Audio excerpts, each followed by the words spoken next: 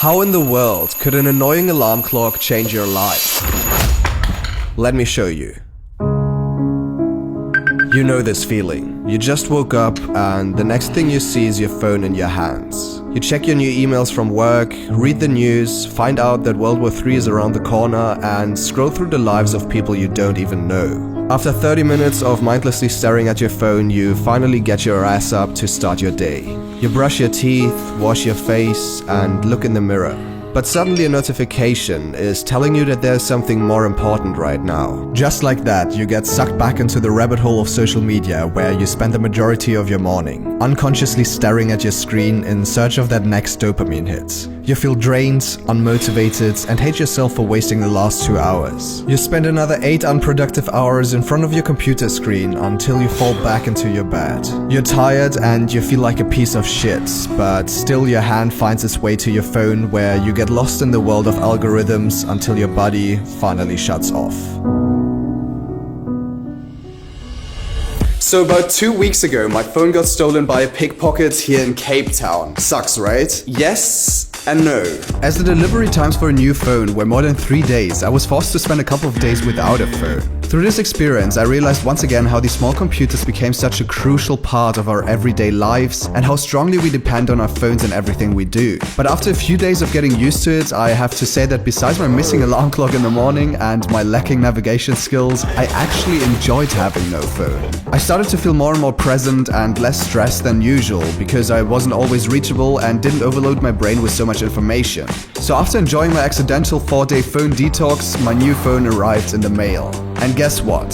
Faster than I could see, I was back where it all started. For this reason, I came up with an idea to once and for all get rid of these sleepy mornings and these late nights. Yes, I bought an alarm clock. Besides this one, I ordered 3 digital alarm clocks for me, my friend Gabriel, and our new flatmate Maxi, who by the way is one of the funniest guys I know. The plan is to replace our phones with these alarm clocks for the next 5 days in the hopes of lowering our screen time. I'm actually gonna stick to the retro alarm clock for now. Alrighty guys, so 1 alarm clock for you and 1 for you. Let's go! Dude, I'm anxious. Without my phone, I don't know. I myself am actually really looking forward to do this sort of experiment, but in order to have some sort of measure of how successful it is, I actually wanted to check what your screen times are for the last week. It's not good. It's approximately 4 hours. Oh, it's 12 hours of Twitter. I'm addicted. Okay, what about you? Mine is, I think it's more. Yeah, 4:38 is the average. Okay, so I have 4 hours and 7 minutes. We're gonna check them again when we're done with this experiment. This is foreign. I don't even know how to use this. When was the last time we used an alarm, bro? Like, it's crazy, it's crazy. I think the last time I had an alarm was like 7 years ago. Yeah, same. There was basically only one simple rule for this experiment. Keep your phone outside your bedroom from the moment you go to bed until leaving in the morning for breakfast. After giving the boys a quick alarm clock tutorial, eating dinner together and watching some NBA, we all put our phones into the cupboard in our living room and went to bed.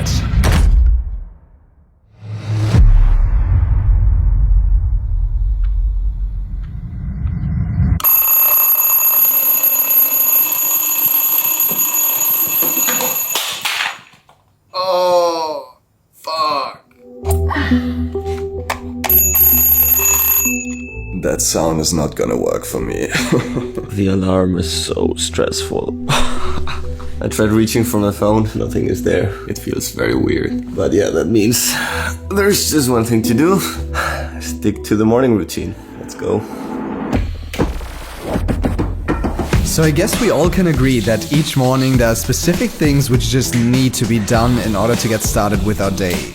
You gotta select the clothes you wanna wear today and dress up. You gotta brush your teeth and put your hair in an acceptable shape. And if you don't want your life to be a mess, you better also make your bed like your mommy once told you. I'm already experiencing the first effect. I mean, now it is 7:25, fully showered. I'm ready to start the day. And normally I would still be on Twitter, still lying in my bed. Everything starts way faster. I'm impressed. Alright, so the first thing I actually just realized is that I need my phone in order to meditate, because I'm using sort of like a guided meditation thing with an app, and I usually like meditate for 15 minutes each day on that chair each morning. But yeah, as I don't have my phone in my bedroom, I probably have to switch it to after breakfast. First time doing a meditation without looking at Instagram beforehand. That's how it should be. Done with the morning routine. This alarm clock is gonna make such a big difference. I'm enjoying the sunset. The sunset, nice. Surprise. Normally he would still sleep an hour or so. He's just like, yeah.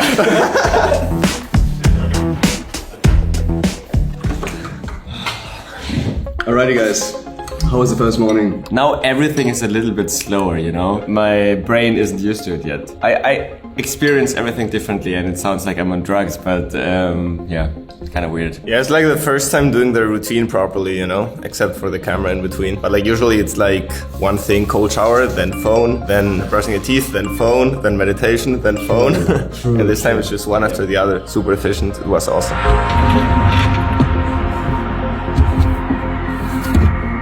Back in the Matrix. Back in the Matrix. Everybody is quiet. I mean, look at this. Look at all of those messages. It's kind of crazy. So before I'm actually gonna check anything on my phone, I'm first gonna meditate so that my head is not sort of like clouded by all of these notifications right away. The periods where we usually spend most time on our phones are both the mornings and the evenings, and to be honest, both of these times are probably the worst to look at our screens. I think that the way you start your morning sets the tone for the rest of the day. The first few actions you take every single day are the ones that really impact your presence, your mood, your focus, and also your overall motivation to tackle the day. By looking at your phone as the first thing in the morning, you expose your mind to everything else but yourself. I mean, isn't it weird to look at a photo of a friend on the other side of the world before actually looking at yourself in the mirror? I already said it in another video, but I'm gonna say it again. I think that it is very, very important to start your day in your own life and not in somebody else's life. And that's what we do if we look at our phones first thing. I mean, by staring at your screen in the first 10 seconds of your day, it doesn't even give you the chance to appreciate the fact that you're well and alive and that this could be an amazing day, but instead you just get lost in the busyness of the internet.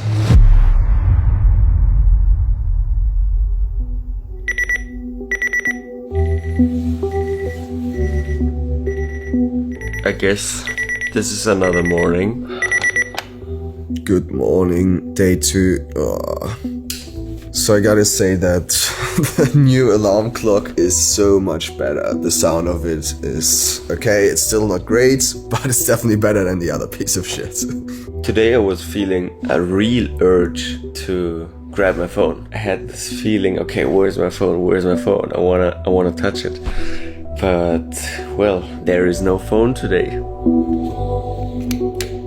I was expecting the second morning to be just as good as the first one, but somehow there were different thoughts that kept me from being present. One thing that I gotta admit is that I am still sometimes thinking about my phone. I mean, obviously I don't have my phone with me, I'm not looking at it, which already makes me feel more present while I'm just getting like started with my day. But I have to say that there still somehow is the urge to check my phone. I mean, the first thing that I thought about when I was waking up today was, where is my phone and what things can I check? Which is just crazy because it just shows like how deep and hardwired this connection between us and our phones actually is, that I'm not able to blend it out immediately. So I hope that it kind of like disappears over the next couple of days. I guess we're just going to see, but now I'm actually just heading for breakfast.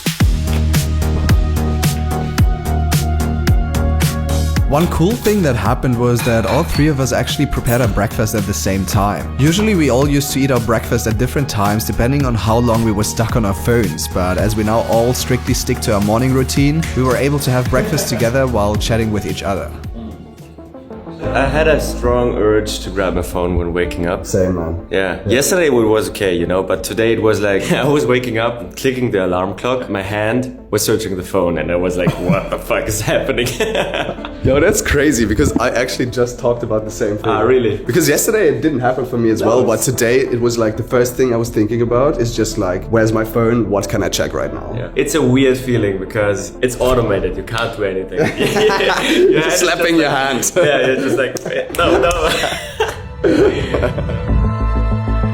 So how does a behavior like grabbing our phones become automatic, and why do we choose to pick them up so often in the first place? Our brains automatically connect our phones with the infinite potential of knowledge, entertainment, and also social validation through social media. There's literally always something happening on the internet at any given moment, and especially the content which is constantly being recommended to you by the algorithms of social media is the main reason why you can't seem to put down your phone. We all know how the Instagram Explore page, the YouTube recommended page, and TikTok as a whole have an infinite amount of content that keeps you hooked. I mean, these companies literally invest billions of dollars into making their platforms more and more addictive in order to keep your attention. Because your attention equals more time spent on their platforms, equals larger audiences for their advertisers, equals more money for them. This fear of missing out on something new is the trigger which leads us to pick up our phones over and over again. But there's actually something else that makes our behaviors automatic, and that is the hijacking of our deeply rooted reward system. It's as easy as that. If we feel rewarded for doing something, we're going to do it again, and if there's no rewards, we're not going to do it again. It's basically the same as with junk food or with video games and even drugs. It's the high calories, it's the different levels, it's the high of a cocaine trip that gives your brain the dopamine hits needed to do it again, even though it is clear to us that this is detrimental to our mental and physical well-being. And in the case of social media, these rewards are even more powerful because the rewards that you get on these platforms are unpredictable. See, when you open up Instagram in the morning, you simply don't know what to expect. How many likes has my new photo? How many people commented on it? What kind of video is going to be on my Explore page? This is what makes social media exactly the same as a slot machine in a casino, where you play to get that unpredictable reward. That's why our decision to pick up our phones is not actually a decision anymore. It's a compulsive behavior which we don't even think about. We just do it. And in the mornings, it's even easier for us to follow that compulsive behavior because the first step is already done. You turn off your alarm, you grab your phone, and all you need to do is one single tap in order to get lost in the algorithms of social media. So as you see, our toxic relationship with social media can be quite dark, and it is real. But on the other side, it is undeniable that technology can also be an incredible tool to improve our lives for the better. It all just comes down to how you use your devices. I, for example, use my phone and my laptop primarily to broaden my knowledge and learn about new topics. So for this video and basically everything that I just talked about, I read the book guide to Digital Minimalism by Cal Newport on a service called Shortform. Before you skip the sponsored section, please hear me out, because Shortform has had an insane impact on the way I learn about new topics, and I believe that it can do the same for you. Shortform makes the world's best guides to non-fiction books in the areas of self-improvement, productivity, philosophy, and much more. It allows you to understand a book in a more organized, simple, and efficient way. I'm purposely not using the term book summary because Shortform book guides go way beyond that. For each guide, you'll find a one-page summary which concisely and comprehensively covers the main concepts of a book. But then you can dive deeper with the chapter guides, which provide insightful analysis and connect ideas of the author to other experts in the field. And to help reflect on the ideas of a book and retain information, Shortform provides interactive exercises after each chapter. Whether using the web version or the mobile app, there is also an available audio feature. They publish new book guides and articles every week, and their subscribers get to vote on the books they cover next, which I think is really cool. If you sign up through my link shortform.com/Niklas, you'll receive 5 days of unlimited access and an additional 20% on the annual subscription, which basically gives you access to thousands of books for the price of one book a month. So feel free to check out Shortform and their book guides to digital minimalism, because I know that you're gonna love it.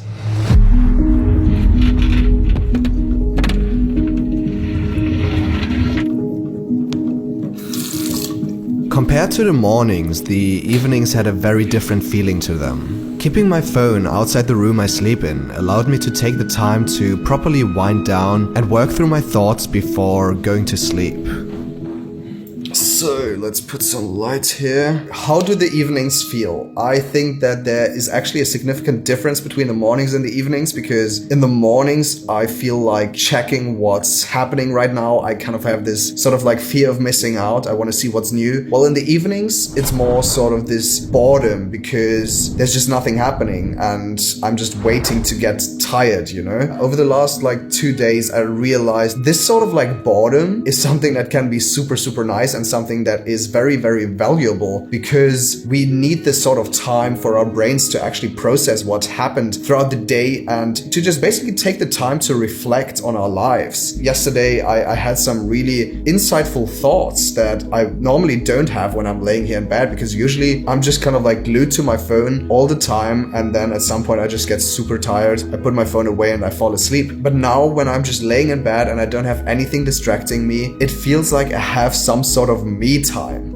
It's freaking weird to say me time because like a phone is not another person, right? But somehow, I guess it is. It is this sort of device where you feel a connection to another person through social media, where you have instant access to entertainment. Just having that thing available makes you spend less time with yourself, if that makes sense. I gotta say the main thing for me probably with not having the phone in my bedroom is that I go to bed in time. Like that's the main thing. I do the routine properly, which takes 1 hour, brushing my teeth, taking my vitamins, and also meditating for 45 minutes, but then I just go to bed when it's time to go to bed. And that just makes sure that I have proper sleep and then can wake up properly on the next day. The evening basically is like a creative bomb in my head. My mind lately kind of exploded with different ideas about my business, different ideas about my videos, different ideas about my future even, which I never really experienced before. And I think my brain has now the ability to think about different topics which were kind of buried in my unconscious, which are slowly but surely getting into my mind or my consciousness, just because I'm not distracted in the evening and I have these 1 to 2 hours just on my own thinking about things that I really care about. Alrighty, let's get some good sleep then. I think by now we all know that the blue light from our screens has a bad impact on our sleep, but it's not only the blue light. Also, the overflow of information forces our brain to process these thoughts before being able to properly shut down and sleep. So ultimately, staring at our phones before closing our eyes has two negative impacts on our sleep: blue light and information overload. And honestly, a good sleep is freaking important. I can't state it enough, because a good sleep directly impacts how well you're rested on the next day, which then also impacts your focus, your mood, your presence, and everything else, which ultimately just means that like spending time on your phone in both the evenings and the mornings just always reinforces itself and leads you into a downward spiral.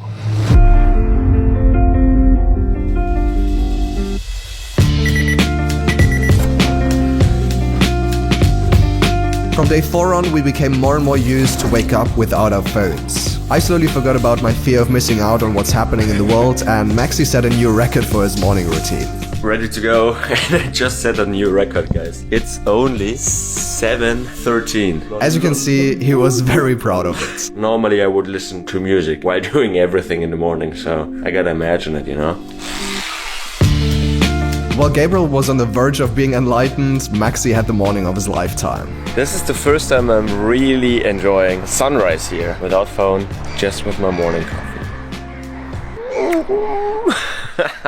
But seriously, look at this. You can scroll through Twitter or Instagram as long as you want, but you can't get this on fucking social media. No. Let's see what happened in the world. 2 new messages. I don't give a shit. Nothing important, to be honest. Throughout the days, we became a lot more aware about our phone usage. After quickly replying to messages and checking our main apps, we got going with our workday. Important, don't work with your phone next to you, okay? So what we are doing, we have a special dedicated place to put our phones in. If you constantly have your phone next to you while working, you'll also get the notifications and you just can't get into the focus mode and work like in a really deep state. So down here, you gotta put airplane mode and let's get started with work, guys. Spending less times on our phones not only impacted our mornings and evenings, but also had a significant influence on our mental clarity during the day. We generally felt more rested and were able to pull through with the different to-dos we set for the day. I was able to work multiple hours at a time without being pulled out of my flow, and the urge to check our phones slowly disappeared. For this reason, we were able to focus our minds 100% on the present moment rather than thinking about something we saw on our screens a couple of minutes ago. And I gotta admit, that was really nice. After enjoying our last evening together, it was time for the last day of our challenge.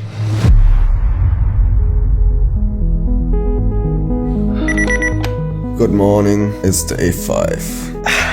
I'm getting used to the routine. That's amazing.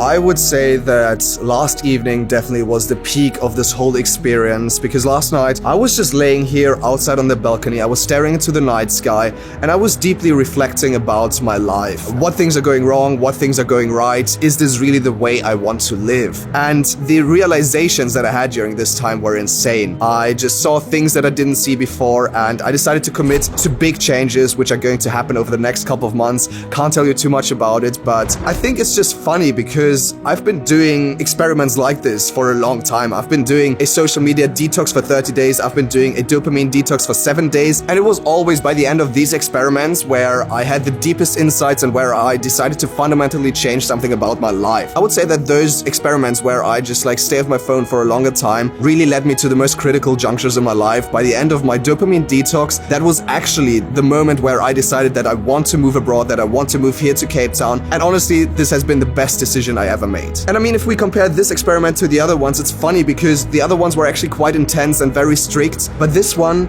I just bought a freaking alarm clock. And I honestly have the feeling that it has such a positive impact on my life, which is crazy. I think if there's one thing this experiment showed me once again, it's just that for the last couple of months, I have been distracted. I've been distracting myself with my phone, and keeping it away from me really led to very, very positive changes.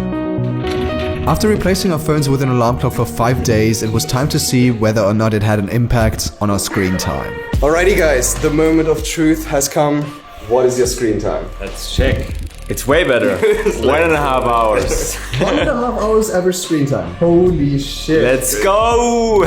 Mine is 2 hours 30. Yeah. Okay. So it's still way better. That's a crazy improvement, eh? And it is 1 hour 30. 1 hour 29. Holy shit. On the spot the same. On the spot the same.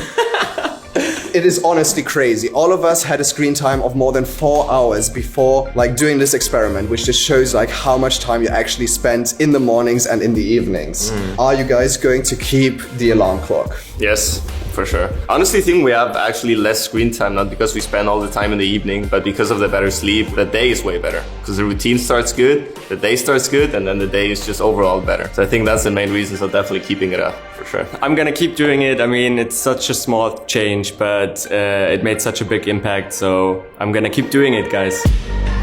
This dumb little experiment turned out to have a much bigger impact on my life than I first expected.